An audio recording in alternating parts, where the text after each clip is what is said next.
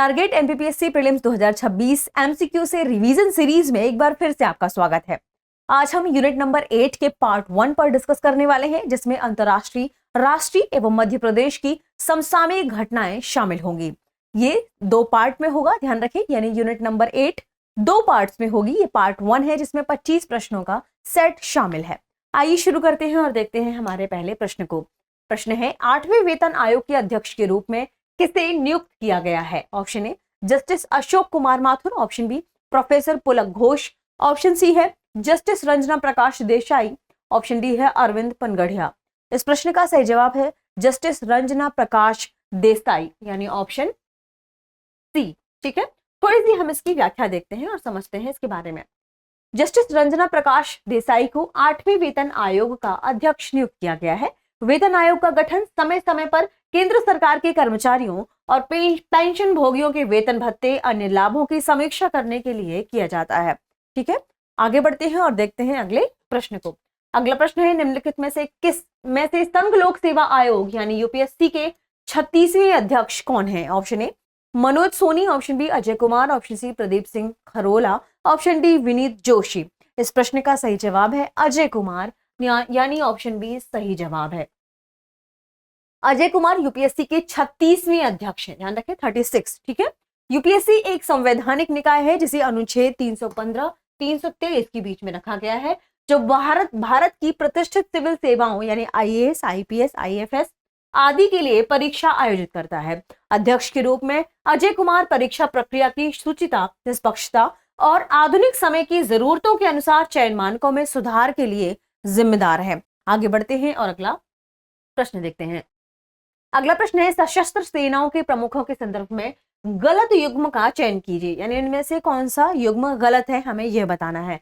Option A है थल सेना अध्यक्ष उपेंद्र द्विवेदी, ऑप्शन बी है वायुसेना अध्यक्ष अमरप्रीत सिंह, ऑप्शन सी है नौसेना अध्यक्ष दिनेश कुमार त्रिपाठी, ऑप्शन डी है chief of defence staff general Manoj Pande. इस प्रश्न का सही जवाब है option D chief of defence staff Manoj Pande. ये दरअसल गलत सुमेलन है। आइए जानते हैं कैसे, उसकी व्याख्या देखते हैं। विकल्प डी गलत है। वर्तमान में भारत के चीफ ऑफ डिफेंस स्टाफ यानी CDS lieutenant general Anil Chauhan है।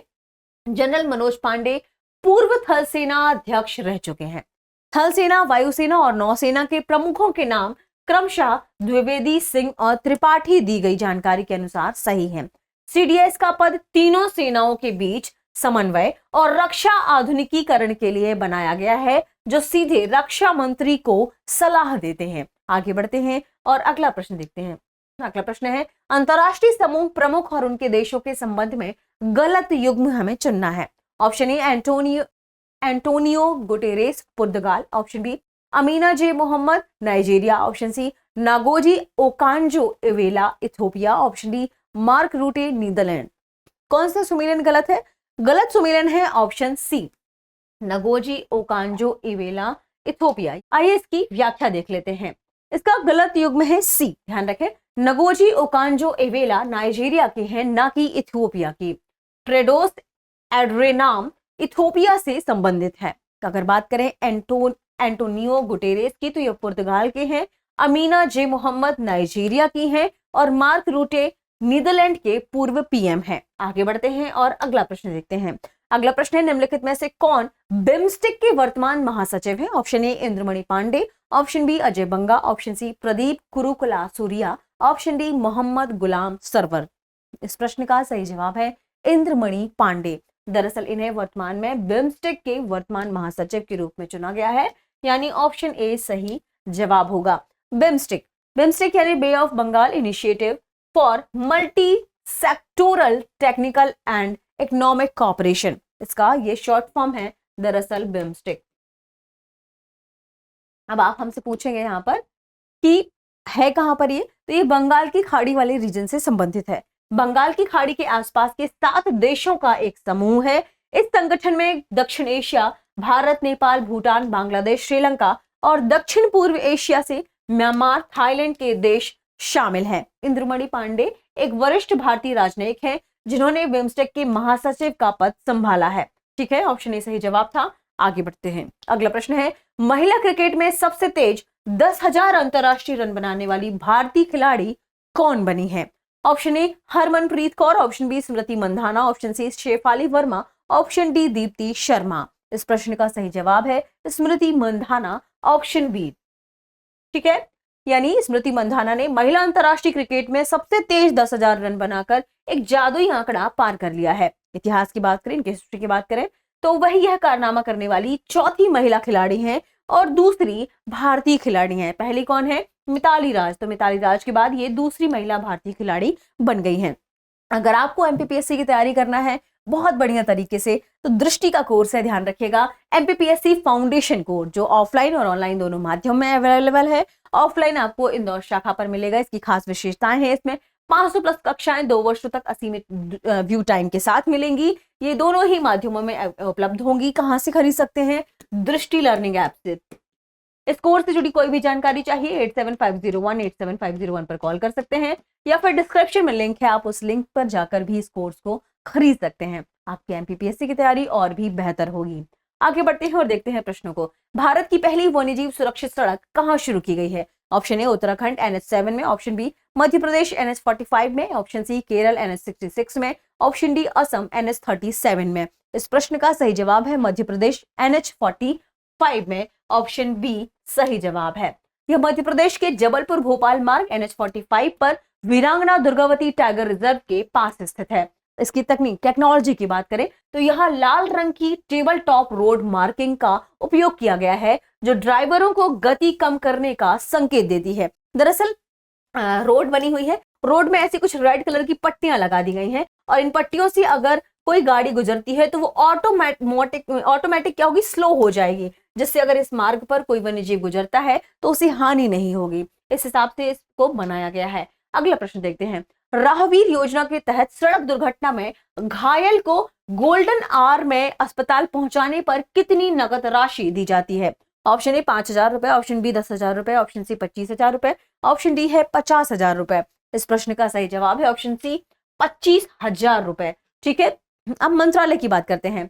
यह योजना सड़क परिवहन और राजमार्ग मंत्रालय द्वारा शुरू की गई है। इसकी इनाम राशि की बात करें तो मददगार नागरिक यानी राहवीर को 25,000 रुपए की नकद राशि और प्रशस्ति पत्र दिया जाता है। गोल्डन आवर यानी दुर्घटना के बाद का पहला 1 घंटा, जिसमें इलाज मिलने पर जान बचने की संभावना सबसे अधिक होती है। आगे बढ़ते हैं और अगला प्रश्न देखते हैं। अगला प्रश्न है, वर्ष 2026 में ब्रिक्स शिखर सम्मेलन की अध्यक्षता कौन सा देश करेगा?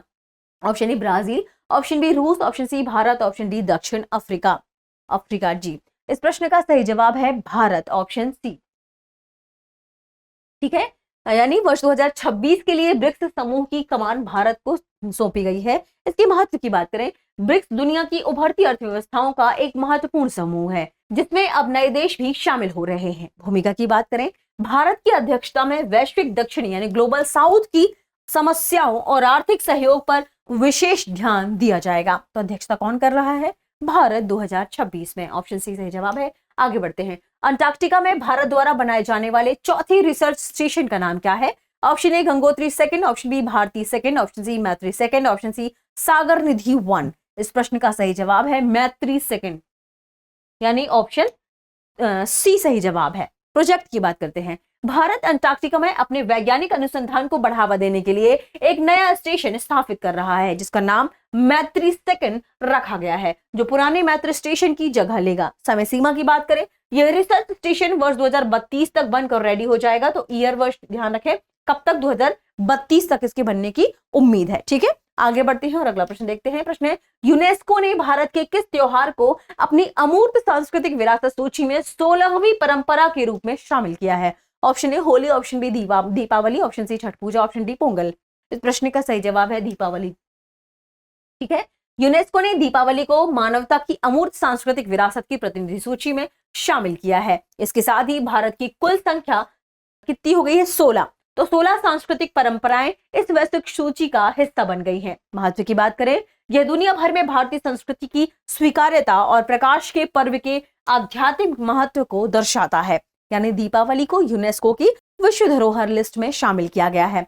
अगला प्रश्न देखते हैं। अगला प्रश्न है, भारत का पहला वाटर पॉजिटिव एयरपोर्ट किसे घोषित किया गया है? ऑप्शन ए कोचीन अंतरराष्ट्रीय airport, option B Indira Gandhi अंतरराष्ट्रीय airport Delhi, option C Kempegowda अंतरराष्ट्रीय airport Bengaluru, option D Rajiv Gandhi अंतर्राष्ट्रीय एयरपोर्ट हैदराबाद। इस प्रश्न का सही जवाब है इंटरनेशनल, अंतर्राष्ट्रीय स्तर पर स्थापित किया गया हमारा इंदिरा गांधी एयरपोर्ट। ठीक है, यानी इंदिरा गांधी अंतर्राष्ट्रीय एयरपोर्ट दिल्ली, इसे दरअसल वाटर पॉजिटिव एयरपोर्ट के रूप में घोषित किया गया है। वाटर पॉजिटिव का अर्थ है कि एयरपोर्ट जितना पानी उपयोग करता है उससे अधिक पानी जल संचयन और रिचार्ज के माध्यम से वापस प्रकृति को देता है। स्थान की बात करें, दिल्ली का इंदिरा गांधी अंतर्राष्ट्रीय एयरपोर्ट यानी IGI यह उपलब्धि हासिल करने वाला देश का पहला हवाई अड्डा बन गया है। आगे बढ़ते हैं और अगला प्रश्न देखते हैं। प्रश्न है प्रधानमंत्री कार्यालय यानी PMO का नया नाम बदलकर क्या रखा गया है? ऑप्शन ए कर्तव्य तीर्थ, ऑप्शन बी कल्याण तीर्थ, ऑप्शन सी लोक तीर्थ, ऑप्शन डी सेवा तीर्थ। इस प्रश्न का सही जवाब है सेवा तीर्थ, यानी प्रधानमंत्री कार्यालय का नया नाम बदलकर सेवा तीर्थ रखा गया है। भारत सरकार ने प्रशासनिक भवनों को या इनके नामों को भारतीय संस्कृति और सेवा भावना के अनुरूप बदलने की प्रक्रिया शुरू की है। इनका नया नाम रखा गया है सेवा तीर्थ, जिसमें PMO के नाम को सेवा तीर्थ कहा गया है। यह नाम शासन में सेवा परमो धर्म के विचार को प्रदर्शित करता है। ठीक है, सेवा परमो धर्म यानी हमारा परम धर्म क्या है? सेवा करना। इसी के संदर्भ में PMO का नाम बदलकर सेवा तीर्थ कहा गया। आगे बढ़ते हैं। अगला प्रश्न है FIDE यानी FIDE वर्ल्ड कप ट्रॉफी का नया नाम भारत के किस दिग्गज शतरंज खिलाड़ी के सम्मान में रखा गया है? Option A Ramesh Babu Praggnanandhaa, option B D Gukesh, option C Viswanathan Anand, option D Arjun Erigaisi. इस प्रश्न का सही जवाब है Viswanathan Anand, option C. Important है, नोट कर लीजिएगा। FIDE वर्ल्ड कप ट्रॉफी का नाम अब विश्वनाथन आनंद कप होगा। विश्वनाथन आनंद भारत के पहले ग्रैंड मास्टर हैं और उन्होंने 5 बार विश्व शतरंज चैंपियनशिप का खिताब जीता है। भारत में शतरंज की लोकप्रियता को वैश्विक स्तर पर ले जाने का श्रेय उन्हें ही जाता है, ध्यान रखिएगा। अगला प्रश्न देखते हैं। भारत का पहला राज्य कौन सा है जो महिलाओं को हर साल 12 दिन की पेड मेंस्ट्रुअल लीव सवेतन मासिक धर्म अवकाश देगा? Option A Kerala, option B Karnataka, option C Tamil Nadu, option D Odisha. इस प्रश्न का सही जवाब है ऑप्शन बी कर्नाटक, यानी 12 दिन की पेड मेंस्ट्रुअल लीव देने वाला राज्य कर्नाटक है। कर्नाटक सरकार ने एक प्रगतिशील कदम उठाते हुए महिला कर्मचारियों के लिए साल में 12 दिनों के सवेतन मासिक धर्म अवकाश की घोषणा की है। यह सुविधा सरकारी और निजी दोनों क्षेत्रों की महिलाओं के लिए लागू होगी। मासिक धर्म स्वास्थ्य और कार्यस्थल पर महिलाओं की विशिष्ट जैविक आवश्यकताओं को पहचानना लैंगिक संवेदनशीलता की दिशा में एक महत्वपूर्ण कदम माना जा सकता है। आगे बढ़ते हैं और अगला प्रश्न देखते हैं। गूगल के अब तक के सबसे शक्तिशाली और उन्नत AI मॉडल का नाम क्या है? Option A Bard, option C Llama 3, option D ChatGPT 5, option D Gemini 3। इस प्रश्न का सही जवाब है Gemini 3 यानी ऑप्शन डी। ठीक है, ध्यान रखें। गूगल ने अपना सबसे इंटेलिजेंट और advanced AI model Gemini 3 launch कर दिया है। यह मल्टी मोडल AI मॉडल है जो टेक्स्ट, इमेज, ऑडियो, वीडियो और कोड को एक साथ समझने और प्रोसेस करने की अभूतपूर्व क्षमता रखता है। यह न केवल पिछली पीढ़ी यानी Gemini 1.5 से तेज है, बल्कि इसकी तार्किक क्षमता, जटिल कार्यों को हल करने की सटीकता बहुत अधिक है। भारत ने भी अपना एक AI लॉन्च किया है। अब आपको कमेंट सेक्शन में बताना है कि उसका नाम क्या है। नाम शुरू होता है S से। आगे बढ़ते हैं और देखते हैं अगला प्रश्न। आगे बढ़ने से पहले आपके लिए एक और महत्वपूर्ण सूचना है। अगर आप करना चाहते हैं 2026 टारगेट को एकदम बहुत अच्छे से प्रिपरेशन के साथ, तो दृष्टि लेकर आया है MPPSC प्रीलिम्स प्रैक्टिस बैच, जो मात्र 70 दिनों का होगा, जिसमें आपकी प्रीलिम्स की तैयारी को बहुत अच्छे से टारगेट करके यहाँ पर कंप्लीट कराया जाएगा, प्रैक्टिस के रूप में लिया जाएगा। यहाँ एक I1 से 10 तक के संपूर्ण पाठ्यक्रम को कवर किया जाएगा, नोट कर लीजिएगा। और PYQ के रुझान पर आधारित अभ्यास प्रश्न भी होंगे, ताकि आप आसानी से चीजों को प्रैक्टिस कर पाए, चीजों को समझ पाए। ठीक है, ध्यान रखिए, ये ऑनलाइन और ऑफलाइन दोनों ही मोड में होगा। यहाँ पर इंदौर से क्लासेस होंगी, वो आपको ऑनलाइन दिखाई जाएंगी, हिंदी और अंग्रेजी दोनों में है। कोई भी जानकारी चाहिए आप कॉल कर सकते हैं 8750187501 पर, क्योंकि समय बहुत ही सीमित है आपकी अगली परीक्षा के लिए, तो इसे जल्दी से लेकर जल्दी से इसकी प्रैक्टिस कर सकते हैं। आगे बढ़ते हैं, डिस्क्रिप्शन में लिंक है, आपको वहां भी मिल जाएगा। अगला प्रश्न देखते हैं। प्रश्न है संयुक्त राष्ट्र यानी UN टूरिज्म की पहली महिला प्रमुख कौन बनी है?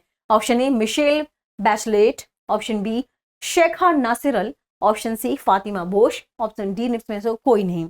इस प्रश्न का सही जवाब है शेखा नासिर अली, शेखा नासिर अली। ठीक है, आगे बढ़ते हैं।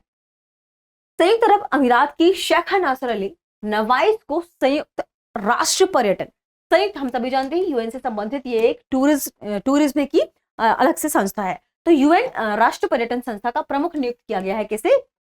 शेख नासर अल को। ठीक है, नोट कर लें। वे इस पद पर पहुंचने वाली पहली महिला है। पर्यटन क्षेत्र में वैश्विक सहयोग, सतत पर्यटन विकास और रोजगार सृजन को बढ़ावा देना उनकी मुख्य जिम्मेदारी में शामिल होगा। आगे बढ़ते हैं और अगला प्रश्न देखते हैं। अगला प्रश्न है, डेटन साहित्यिक शांति पुरस्कार 2025 के लाइफ टाइम अचीवमेंट सम्मान से किसे नवाजा गया है? Option A Arundhati Roy, option B Salman Rushdie, option C Vikram Seth, option D बेलमाला सिमन्ना। इस प्रश्न का सही जवाब है सलमान रुश्दी। दरअसल इन्हें ही नवाजा गया है लाइफ टाइम अवार्ड के रूप में। तो प्रसिद्ध लेखक सलमान रुश्दी को डेटल साहित्यिक शांति पुरस्कार के लाइफ टाइम अचीवमेंट अवार्ड से नवाजा गया है, जो 2025 का अवार्ड है, नोट कर लीजिएगा। यह पुरस्कार उन लेखकों को दिया जाता है जिनके कार्यों ने शांति, सामाजिक न्याय और सहिष्णुता को बढ़ावा दिया है। ठीक है, नोट कर लिए। रुश्दी के साहित्य ने हमेशा अभिव्यक्ति की स्वतंत्रता और सांस्कृतिक विविधता की वकालत की है। यानी उनके साहित्य की विशेषताओं में क्या शामिल है? अभिव्यक्ति की स्वतंत्रता और सांस्कृतिक विविधता की बात जब हम करते हैं तो सांस्कृतिक विविधता, इन दोनों की वकालत उन्होंने की है। आगे बढ़ते हैं। अगला प्रश्न है, भारत का पहला एआई आधारित ट्राइबल भाषा अनुवादक कौन सा है? Option A Adivani, option B Vanya AI, option C Vanvani, option D Sangam AI. इस प्रश्न का सही जवाब है आदिवाणी, ऑप्शन ए। टारगेटेड किस पर है? ट्राइबल लैंग्वेज पर। ठीक है, नोट कर लीजिएगा। केंद्र सरकार द्वारा लॉन्च किया गया आदिवाणी भारत का पहला आर्टिफिशियल इंटेलिजेंस आधारित जनजातीय भाषा अनुवादक है। इसका मुख्य उद्देश्य है भारत की विविध और लुप्तप्राय जनजातीय भाषाओं को डिजिटल रूप से संरक्षित करना और उनके साथ संचार को सुगम बनाना। यह तकनीक जनजातीय समुदायों को सरकारी योजनाओं और आधुनिक शिक्षा से उनकी अपनी भाषा में जुड़ने पर मदद करेगी। ठीक है, नोट करें आदिवाणी। आगे बढ़ते हैं।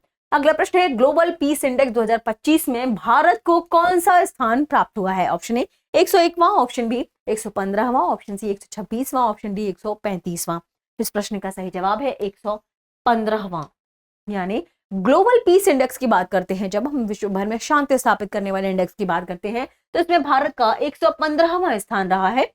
यह सूचकांक देशों को उनकी आंतरिक और बाहरी शांति, सामाजिक सुरक्षा और सैन्यीकरण के स्तर के आधार पर रैंक करता है। यह report institute for economics and peace द्वारा जारी की जाती है। तो किसके द्वारा जारी की जाती है भारत की रैंकिंग? उसका मुख्य कार्य क्या है? ये इंपॉर्टेंट है, आपको नोट कर लेना है। आगे बढ़ते हैं। अगला प्रश्न है, हाल ही में थाईलैंड के नए प्रधानमंत्री के रूप में किसे चुना गया है? Option A Anutin Charnvirakul, option B Srettha Thavisin, option C Prayut Chan Ocha, option D Yingluck Shinawatra.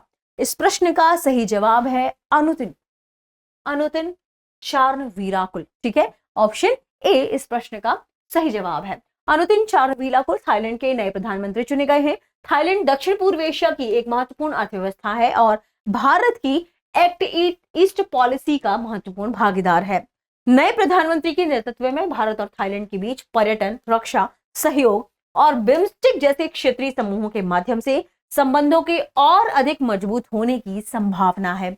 आगे बढ़ते हैं और अगला प्रश्न देखते हैं। अगला प्रश्न है, विश्व बांस दिवस कब मनाया जाता है? ऑप्शन ए 14 सितंबर, ऑप्शन बी 18 सितंबर, ऑप्शन सी 21 सितंबर, ऑप्शन डी 25 सितंबर। इस प्रश्न का सही जवाब है 18 सितंबर, यानी ऑप्शन बी। तो विश्व बांस दिवस 18 सितंबर को मनाया जाता है। वैश्विक स्तर पर बांस के आर्थिक और पर्यावरणीय लाभों को रेखांकित करने के लिए 18 सितंबर को विश्व बांस दिवस मनाया जाता है। बैम्बू डे की बात कर रहे हैं, नोट कर लीजिएगा। बांस को हरा सोना यानी ग्रीन गोल्ड भी कहा जाता है क्योंकि यह तेजी से बढ़ता है और कार्बन सोखने में अत्यंत प्रभावी है।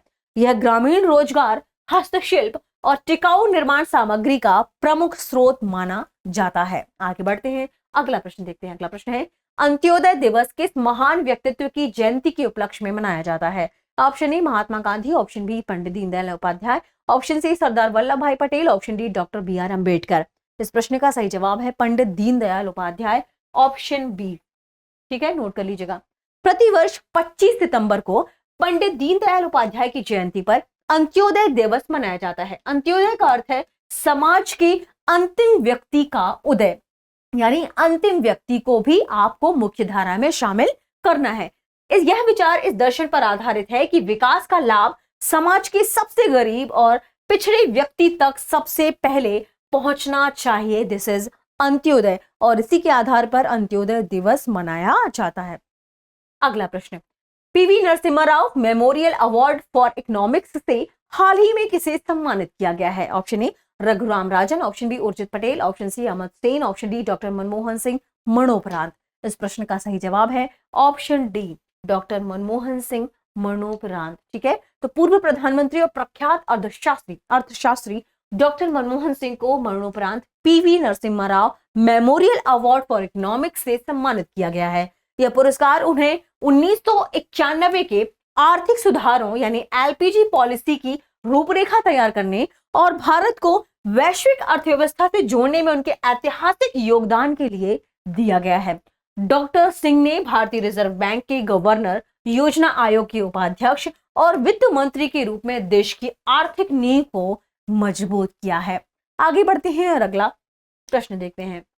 प्रश्न है, अंतरराष्ट्रीय सौर गठबंधन यानी आईएसए यानी इंटरनेशनल सोलर अलायंस का 107वां सदस्य कौन सा देश बना है? Option A Moldova, option B Philippines, option C Qatar, option D Brazil. इस प्रश्न का सही जवाब है मोल्दोवा, यानी इंटरनेशनल सोलर अलायंस का 107वां देश बना है मोल्दोवा।